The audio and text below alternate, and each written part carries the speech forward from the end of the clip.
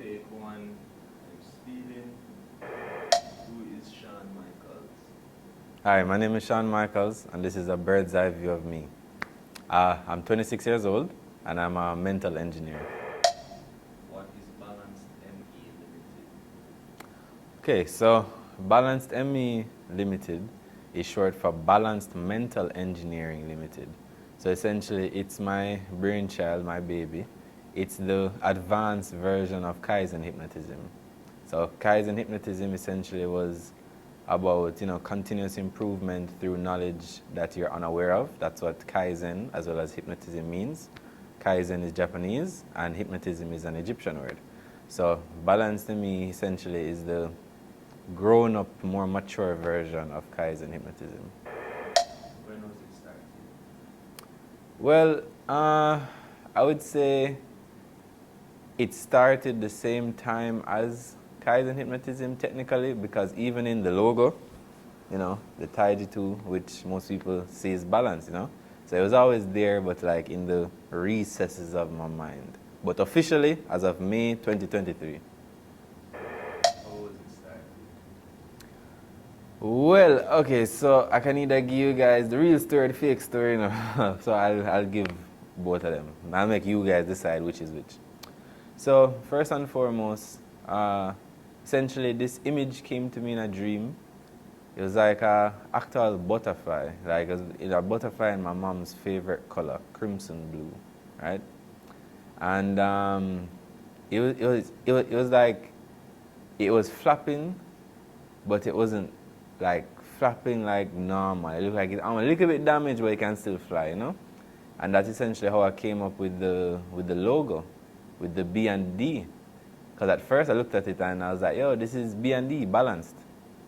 But then I was like, wait, this also looks like a butterfly, And it looked like a butterfly with a broken wing. Because, B and then D is just that empty space. So that's kind of how that started. Why was it started? Well, really and truly, Balanced Mental Engineering Limited is for the fact that I've spent the last 4 years, so a little bit before COVID, I'd realized that in terms of mental health, everyone looks at it from their own significant disciplines, It's like there's no holistic view. Like, how do you put it all together in one cohesive way, And that's kind of how I even coined the term mental engineering, It sounds so, but it wasn't even a real thing till I made it a real thing and defined it, so, yeah. What is mental engineering? What is mental engineering?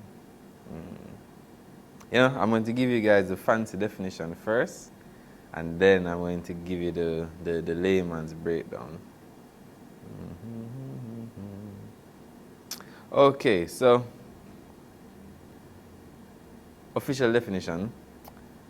Mental engineering is the reprogramming of the human mind after an in-depth evaluation and assessment of a person's memories, experiences, and their environment.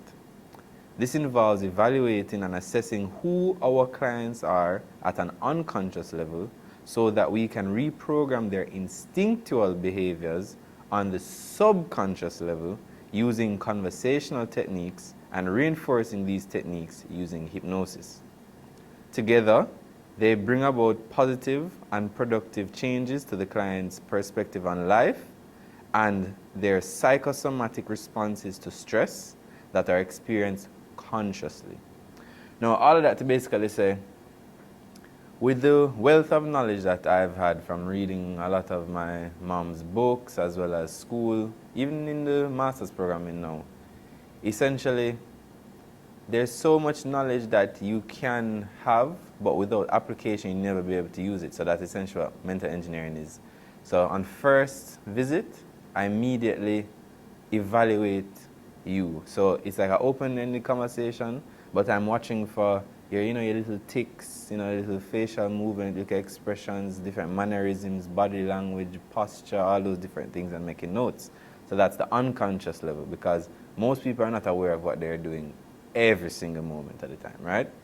And your subconscious now is essentially that mechanism of your mind that deals with your coping as well as your defense mechanism. So it's how you're going to alleviate the stress, or it's what you do once you're under distress. So for example, a lot of people, either get very quiet, or, they become very, aggressive and things like that. So on that level. So I'd be studying that to understand how to change your instinctual behavior, which would be to become shy or become aggressive, right? And then after reprogramming that now, I can essentially reinforce that with a suggestion, hypnosis, which is what I'm known for, right? So that once you're going about your day, and your conscious mind is just interpreting information, how you respond to normal stresses, or the extra stress that life comes with, it no longer festers within your mind and therefore transitions to your body, because psychosomatic essentially means your state of mind affects your state of body. So most people are unaware that when they're anxious and they are not dealing with their anxiety properly, they actually cause their stomach lining to get thin, as well as to increase their metabolism, and that essentially helps to develop or foster ulcers in the stomach, and then they have stomach problems and can't eat. So essentially what mental engineering is, tackling the 3 levels of your mind, on the unconscious level, subconscious level, and conscious level. So that's essentially what it is. I think we're at, how did it come up? Yeah. Okay, so essentially mental engineering, my mom was a psychiatrist, Dr. Yvonne Bailey Davidson, child, adolescent, and adult psychiatrist. And, essentially that's where the kind of mental part from it, especially with psychology, came from it. As well as my father worked in the telecommunications industry, right? So he went to CAST, which is what UTEC was called before then, called UTEC, called CAST. So he studied engineering. So how I looked at it was, if I'm a combination or an amalgamation of both of my parents, then mental engineering, and that's kind of how that come about. How effective is it? Okay, so in terms of effectiveness now, this is where it gets very interesting. So the time I spent over the 4 years was fine-tuning and harnessing the effectiveness of the program. That being said, all the kinks and errors and different issues like that, like the different areas that you'd have to study in. So for example, I may have had to do a little bit more research on Carl Jung, or a bit more research in terms of psychoanalytics and all the different things. Essentially, I have harnessed the knowledge base that is psychology, which is a lot of different disciplines, and concisely utilized specific key points in all of them that are needed to get someone from point A to point B, which in this case is from hurt, wounded, and broken to healed. So it's 98% effective. The reason why for that lacking 2%, this is Jamaica. A lot of people don't necessarily have the finances to keep the program going. So there has to be a margin of error. Nothing is perfect. What is the mental engineering program?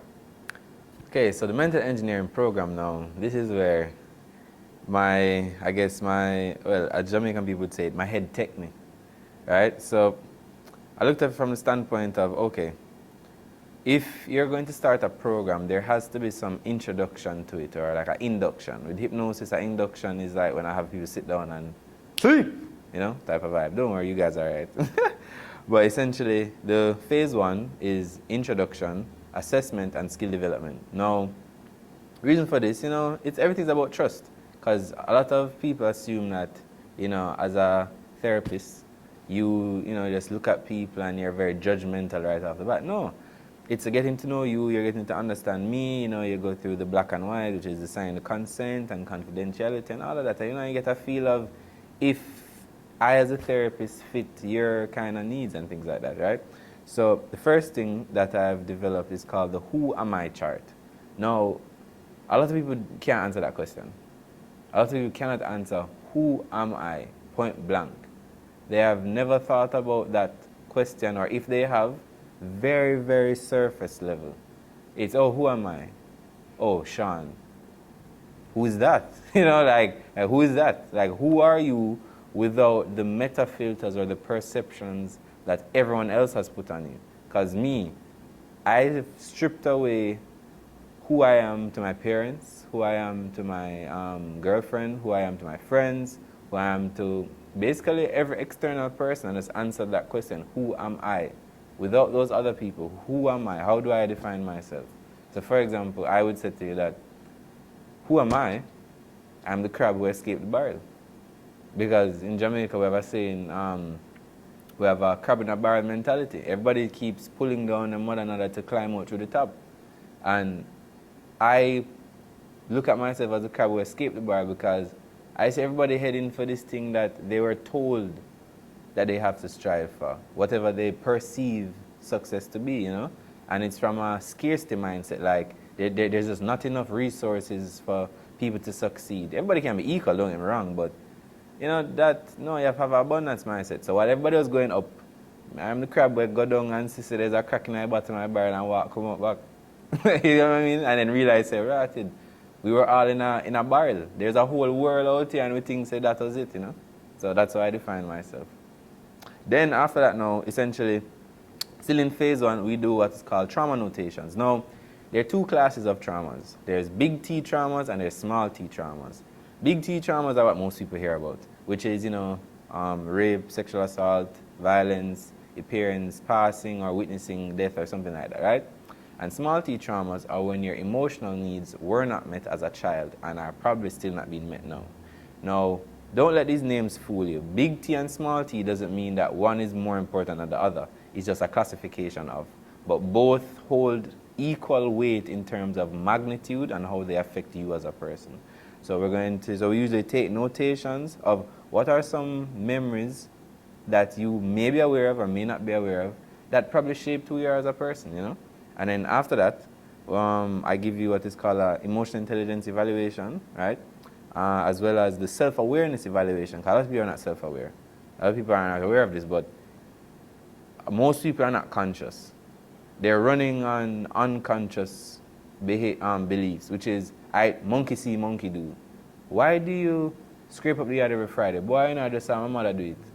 You never want to question, you never use your cerebrum and say, why did she do it every Friday? Why she do it like that? Most people don't ask them questions, So it's about self-awareness, because you can be conscious but not self-aware, and that is an issue. So meaning it's almost like you're in a car that you're supposed to be driving, but the car driving you. So you don't even know why the car driving, you don't even know where you're going. You just know you're in motion. So it helps to perpetuate this victim complex people have, They're essentially trapped in their bodies. They're watching themselves do things. They watch themselves react certain ways, and those reactions have consequences, and then they have to pay for these reactions that they weren't even aware they did, much less could have been cognizant enough to prevent or mitigate, So there's that. After that, essentially, phase 2, deconstruction of the psyche. We basically look and assess that, why are you the way you are? Why are you the way you are? And that falls under, I think, psychotherapy. Where why are you the way you are? Why do you have these behaviors? At what point did it start? What need is it fulfilling? What dysfunctional relationship did this develop from? And as a result, how do we now assess why it is there? Because even dysfunctionality has a function. The problem is just that it's dysfunctional. So we have to now make it functional, make it healthy, make it a healthy coping strategy. Because you see this thing in your skull here? It's not designed to do what is best for you, It's not designed to do what's healthy for you. It doesn't even know what healthy is. It's designed to do what is familiar. So if you were raised in a dysfunctional family or in a dysfunctional environment, you essentially have developed in an environment that has, kind of crisscrossed your perception of life. So as a result, most things they're going to do are dysfunctional. And most people are not aware of this. So they're on the right path, but a lot of our parents had to give us what they had. you know, and maybe it's poverty, maybe it's mindset, whatever, but you know that children's game where you have little block, circle, triangle, square? Some of our parents only had a circle to put in the square. So it fit, you know, but there are gaps. So as a result, you're on the right path, but your answer come out incorrect. And that can be very frustrating, you know, because your intention is pure. And as a lot of people don't realize, the intention is to, you know, succeed and be a good person. But it's about how. You know what I mean? So a lot of people, it's not that they lack knowledge, you know. It's not that they lack the know. It's the know-how. How do I do this thing appropriately? And that's, you know, a part of what gets assessed and things like that. Then the last phase now, which is the reconstructing and reprogramming of the psyche now.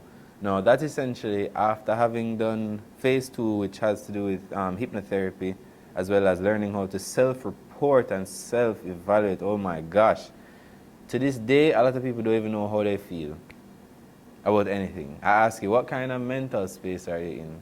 What kind of emotional state are you in? What is your mental health like right now? Are you eating? You know? What kind of spirit you feel like? You don't even know. You never even sit down and evaluate and say, okay, I'm now able to communicate and articulate these things. You know, you have to learn how to do those things before you can even start to change. Because if you can't put it into words, then you don't understand it. And if you can't explain it from the level of academia to the layman on the street, Einstein have a saying, you're not as smart as you think you are, you know. But yeah, back to the third phase. Essentially, you know, the boundary setting rubric, a lot of people do have boundaries. So as a result, they're usually stuck in this spiral that I call the self-continuum, where on one end, you are looking at things from a two-dimensional brain, where you're either completely selfless to the point where you're altruistic, right? But the belief system behind the selflessness is everyone else matters. And then polar opposite, which is you become completely selfish. And that mindset is, I am the only one that matters. And they get stuck in this cycle of selflessness, which, by the way, is self-abandonment in its purest form.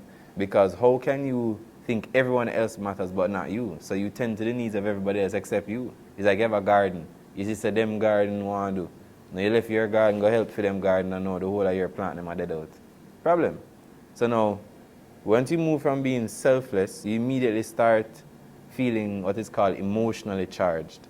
Once you're emotionally charged, you've now absorbed all of this, you know, energy from everyone else. You've helped everybody with their problems and have no room for your own. So your temperament is low. And you start to essentially, you know, majoring in the minor. So meaning the smallest inconveniences now become magnified because you no longer have that emotional reservoir to deal with the day-to-day things. So now, once you become emotionally charged now, you're all the way at selfish. You know, you become self-absorbed. You know, you're starting to try, you're essentially trying to rejuvenate yourself, you know, but you're isolating.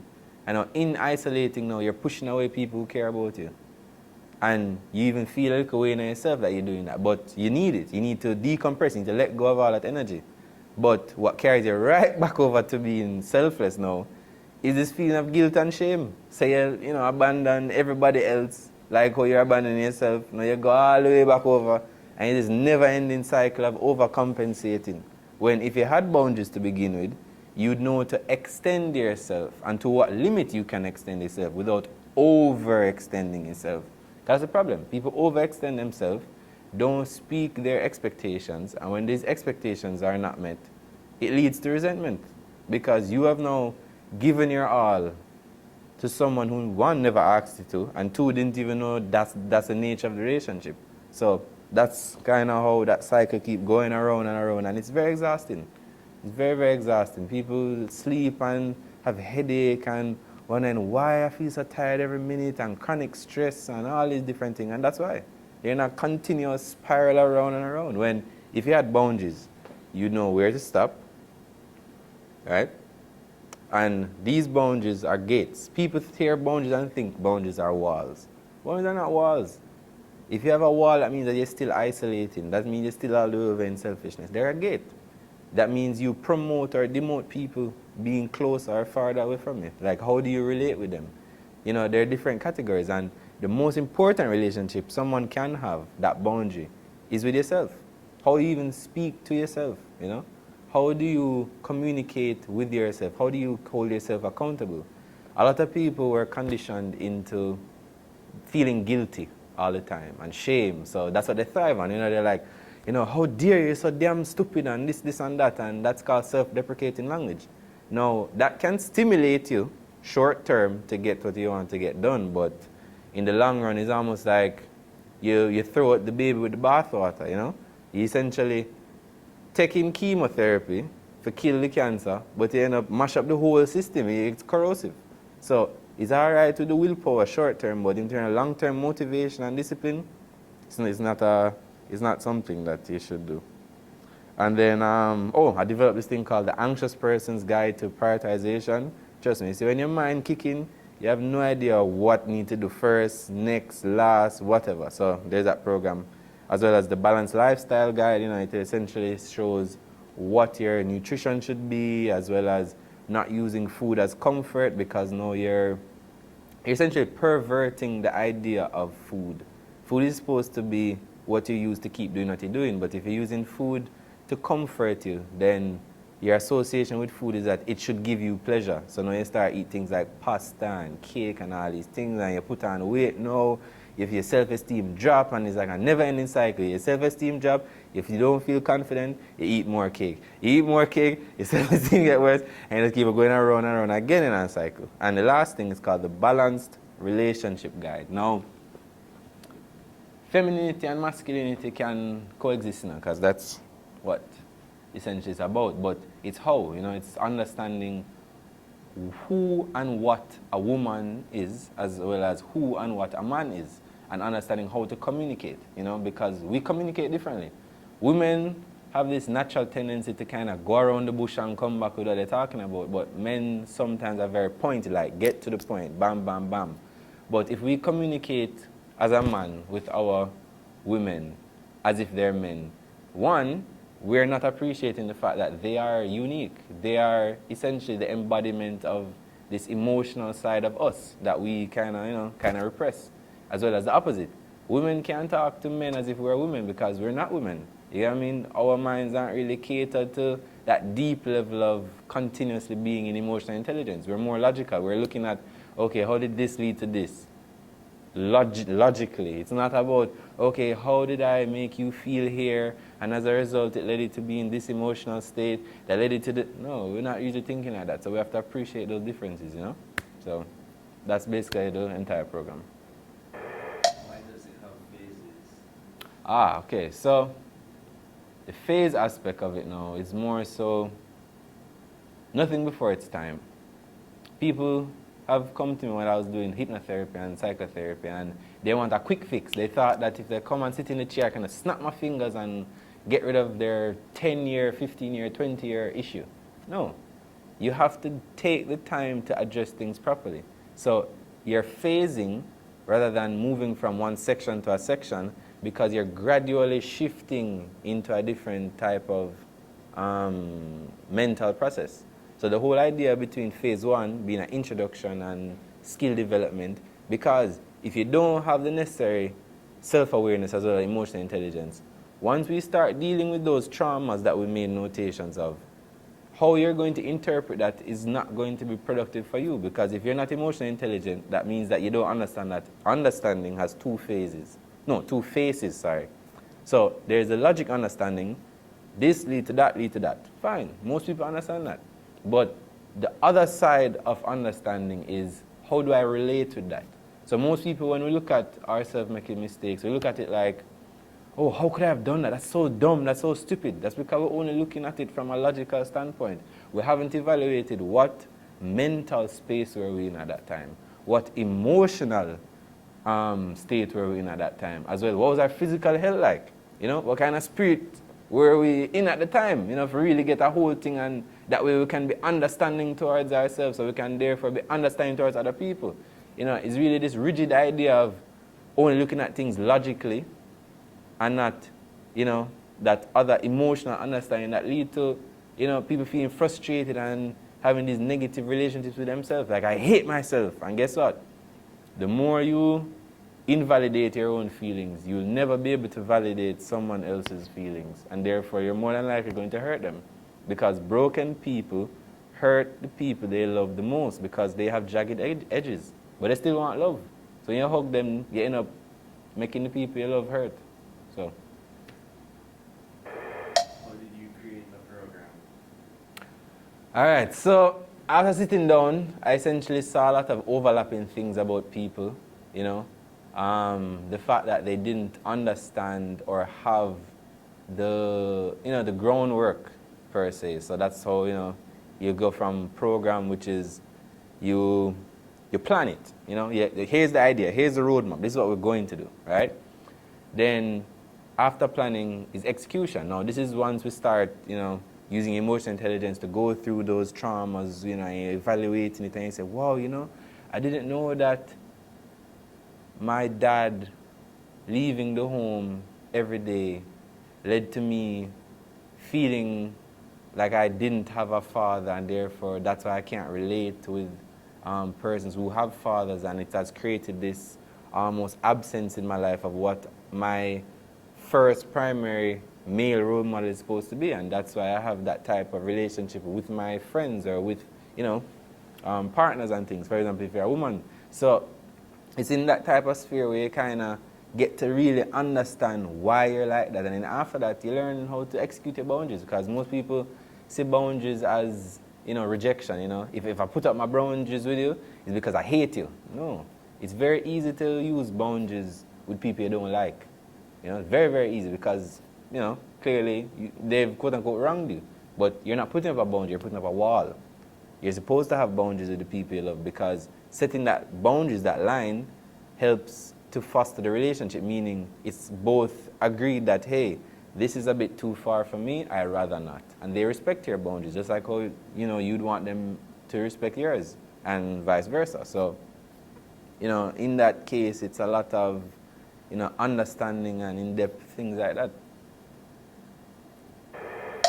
Using the M.E program, create a psychological profile of a Jamaican. Boy, alright, so now we're going into the fun part now. This is where we're going to use mental engineering to psychoanalyze Jamaicans. People like to say Jamaicans are violent people and we're always angry and everything. And to be honest, I would disagree. I would say that we're more anxious than anything. The reason why I say anxiety, because if you look at it, once we're in a state of heightened arousal, now arousal doesn't mean sexual arousal. Arousal just means a state of heightened either aggression, sensitivity, or things of that nature. Once we're in that state, let me tell you this. As a man, as a male, I've been conditioned not to feel less than or what I perceive as weak, which is to be anxious. If I'm nervous or can be afraid, then I'm seen as weak. So my next go-to now is to become defensive. Remember I told you guys earlier about coping mechanisms and defense mechanisms. I'm now going to become very aggressive and stand tall and come at you. You know what I'm saying? So it's almost like I think that I'm defending myself against you when you attacked me to begin with.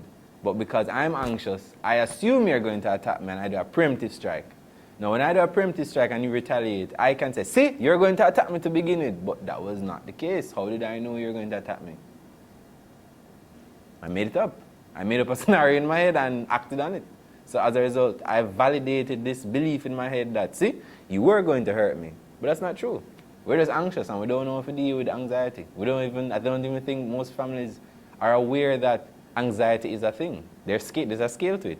There's bothered, nervous, anxious, and then neurotic. Neurotic are the people that are here, there, and everywhere, and don't know them head from them foot, and them something. So, yeah, man, I don't think Jamaican people are aggressive people. I think we're underlyingly very anxious, and in order, from our background, whether it was colonization or whatever it was, or being a quote-unquote third world country, we just have to come off brave. We even have a saying, it says, we lick about with talawa. Basically defend yourself, no matter what. So, yeah, it's all about looking beyond what you see. I guess that's one like Lion King, but Look beyond not just what you can perceive with your eyes, but use your mind to interpret information properly. Being able to look at someone and know how they're feeling is essentially the whole crux behind emotional intelligence. I can look at an angry person and don't judge them and say, you're just a miserable angry person. There has to be a reason. There's no such thing as smoke without fire, you know. People don't just get up angry, so. People don't just get up angry, so. Something is bothering them. Something is bothering them. And because it's bothering them, they're anxious. And guess what? It's easier to feel angry about something than it is to acknowledge that you feel anxious or worried. And that's just the truth. That's just true. Yeah.